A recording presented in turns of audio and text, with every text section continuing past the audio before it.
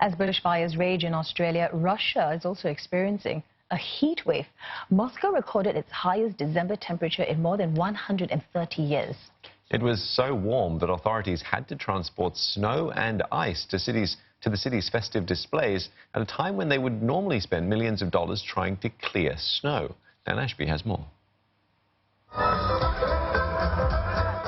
Russia's festive partying may look crazy, but the craziest part about this is what's missing: snow. December saw temperatures in excess of 5 degrees Celsius, not seen since 1886. And that meant authorities had to truck in the festive snow. Не довезли, не донесли, не дометали снега сюда. Не хватает, просто считается как больше не Новый год, а весна.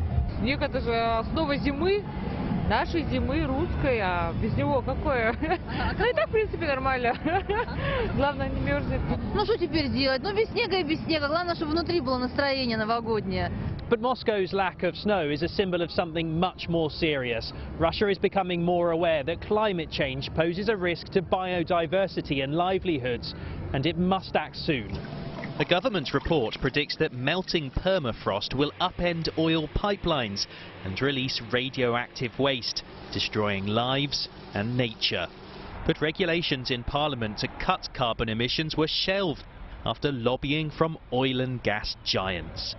The NGO Climate Tracker says Russia is in the 6 worst countries in the world for climate action, and there's little appetite for renewable energy. Right now it is just occasional programs, regional programs.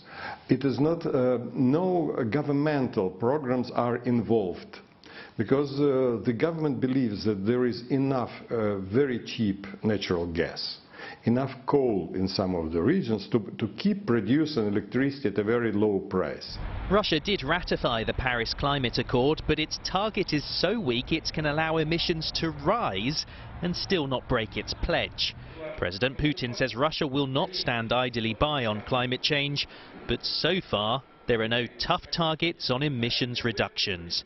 And as Moscow showed this December, the country's climate rests on thin ice indeed. Dan Ashby, CNA, Moscow.